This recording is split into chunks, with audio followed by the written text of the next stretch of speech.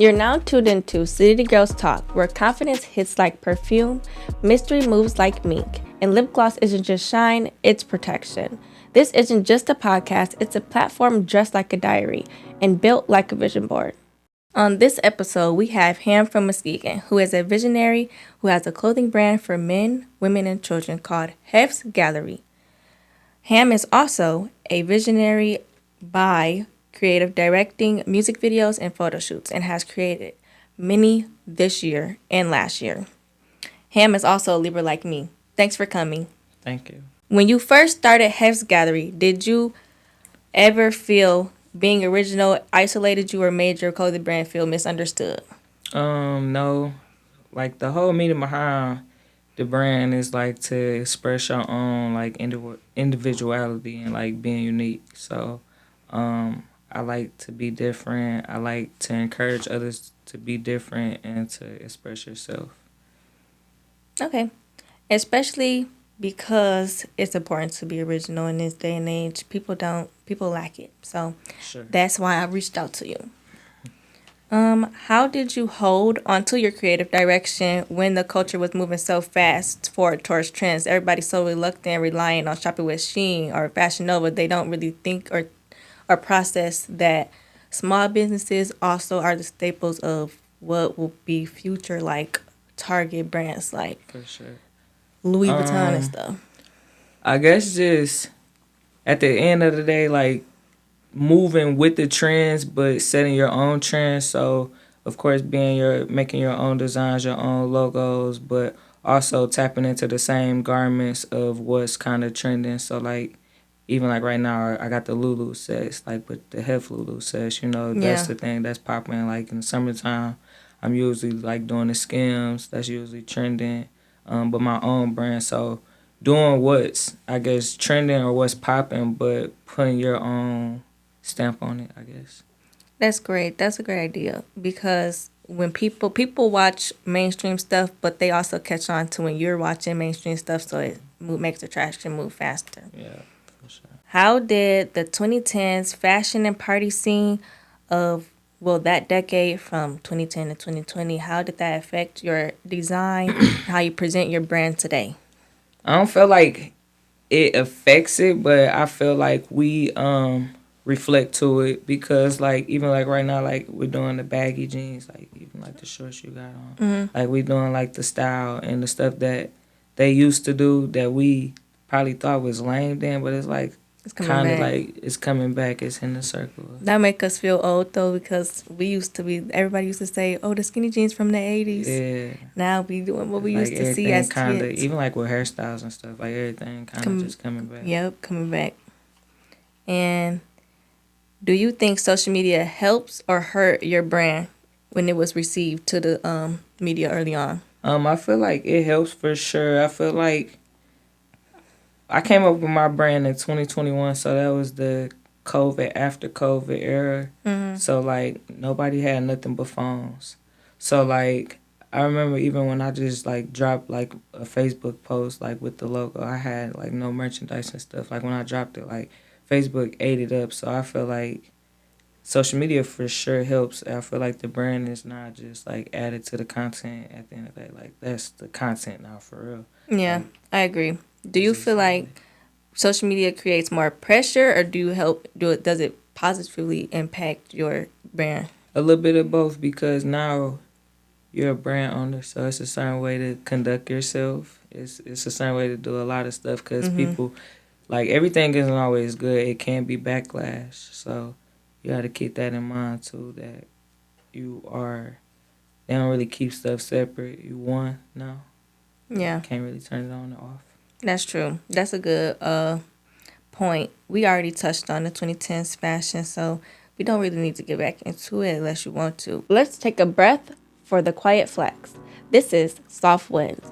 This is where we clap for progress, healing boundaries, deep breaths, and showing up for ourselves, even when it's not cute. And when I need to check in off the mic, I turn to BetterHelp. They match you with licensed therapists, that get your pace, your story, and your tone. Whether I need to unpack something heavy or just talk out loud to process, BetterHelp shows up for me in ways that silence doesn't. It's convenient, it's on your terms, and it works. If you're thinking about therapy, this is your sign. Tap the link below. What would you say is like the biggest fashion moment, or who is the biggest fashion mogul in the 2010s that you remember? Like from the 106 & Park days, or like ridiculousness? I would say overall, I would say somebody from that era, but still somebody that's doing it now. If I had to pick somebody, I would pick somebody like Fabulous. Just because, like, that's a good answer. His era, maybe even Cameron a little bit. My answer would be Lil Wayne, because Lil Wayne was international with, like, Atlanta swag, like, with how he was casual, but he had, like, skinny jeans and, like, the gym shoes. I forgot what them was called, like Osiris or something. Yep. So I feel like he made the trend international and global. So, yep. For sure with the big clothes too, because they had like real big shirts, like past the waist, like 3XL. Yep.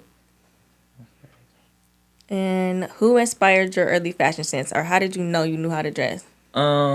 My mom and dad could dress. I used to watch them. My dad thinks he can dress like so bad, like so bad. He's adamant about it. But I don't know, just like my mom could dress, my dad could dress, but like I got my own style. Like I completely have my own style. I feel like I probably just took a lot from my parents and probably put my own twist on it. But like my dad, he used to always get dressed. He still is like that. That I feel like dressing is just not just your personality, but it also is like what your mood of the day is too. But when you are authentically yourself, like it just flow, and then that's when your fit just be hard. Like some people do try too hard, or some people try to think outside the box. Like it gotta go. My fit is definitely my mood, for sure. Yeah, I agree. Or the vibe of how you want that the event vibe to go. For sure. I won't say the mood. The vibe, the better word. Vibe. For sure.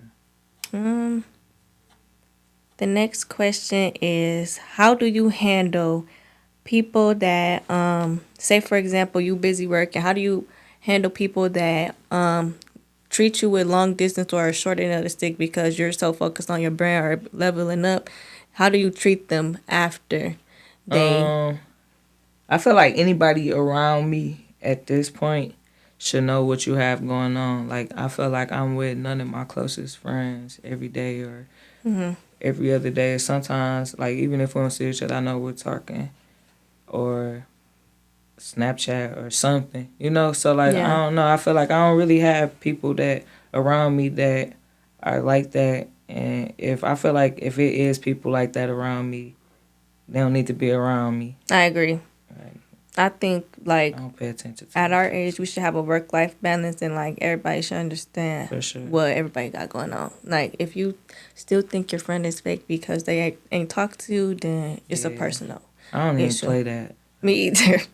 Me either. If you think that, just cut me off. Yeah. Them type of people, they just kind of vanish. Like, they don't even get paid attention to. Them type of people just really come and go. Strict. For sure. It's like that.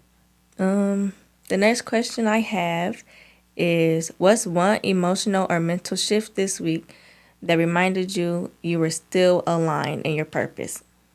Probably my nana. My nana just passed yesterday.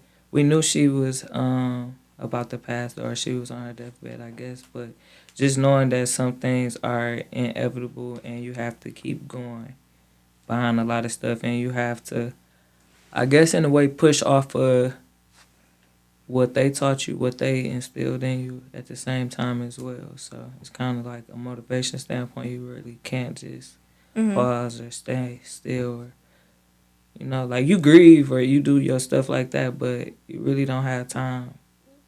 Yeah. I don't want to say you don't have time to, like, you got to keep going. You can't, it's still like life goes on. Yeah, you can't sit in it. Or you can sit in it, cry, but get up. And thank you again for coming, because that's very important. For sure. I was definitely thank you again for coming, because that's very serious, and I'm sorry for your loss. Appreciate you. The next question I have is, what helps you check in when your brand or energy feels pulled into too many directions? How do you practice self-care? Let's get into this week's trending topic, because the timeline is loud and we're louder.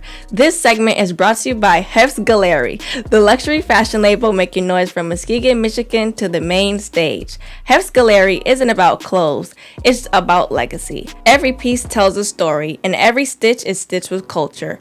While the internet's chasing aesthetics, HEFS Galère is chasing archives. This brand is proof that the Midwest has vision, discipline, and style. Follow them on Instagram below.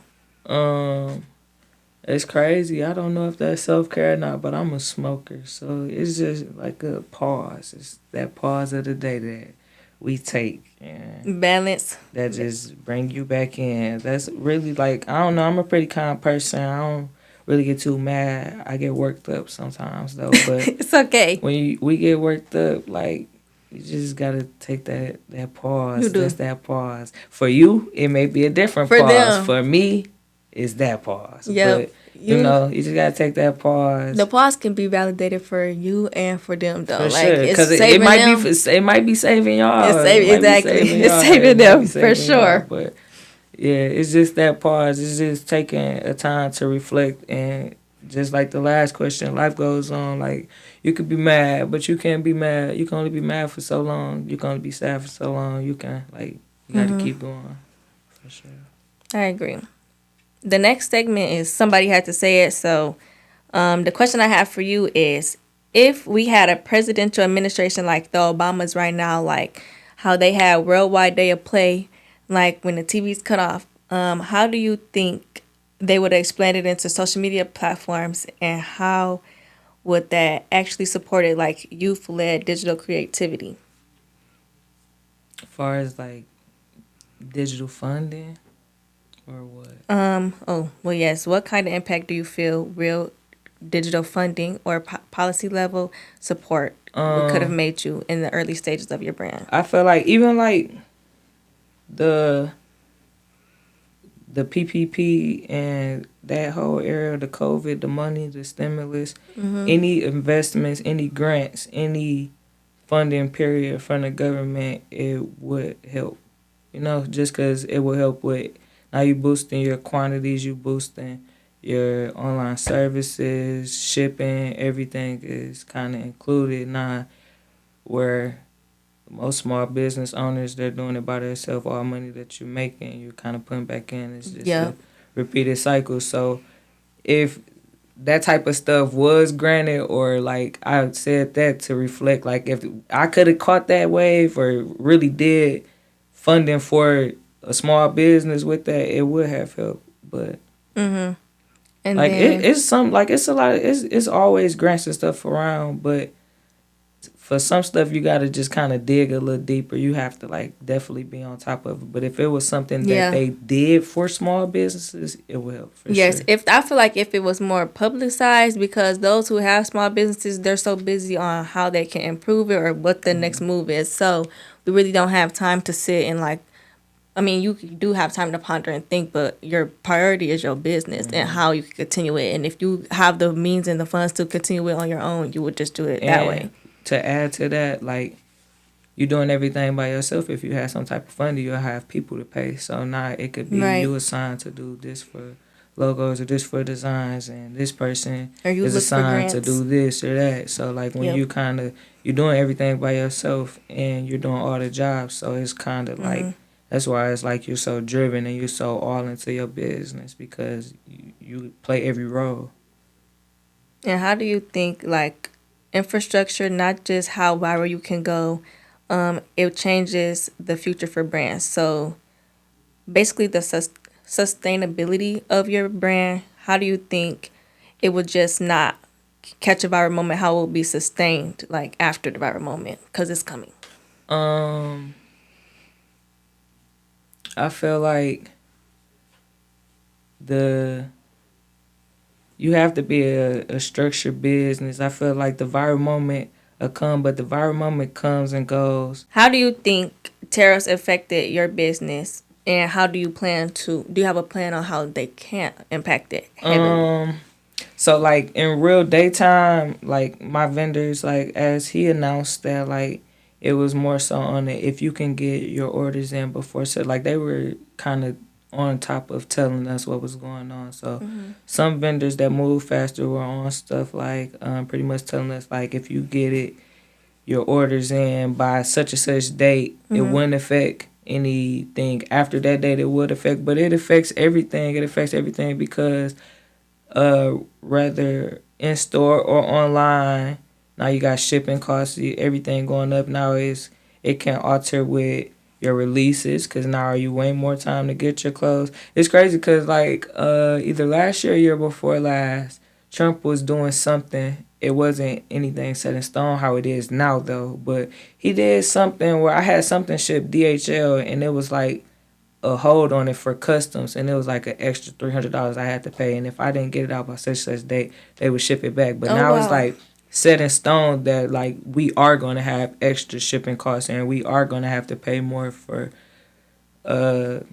just different merchandise. But I don't know, like it's kind of like a relationship with your vendors too, because depending on at the end of the day, like the stuff that we're buying is always cheaper, so it's more of a negotiation now where it hurts them too now because now prices you can't really add to a price. Like I mean you can, but you can't add so much where pieces actually cost this much. You know what I'm saying? So it's like more of a negotiation now because now it's killing their pocket too. They can't charge. They can't really go up because it's not making any sense for us to buy the merchandise as well. So it's like all around a negotiation that we now have to kind of beat Trump and what he's doing right now.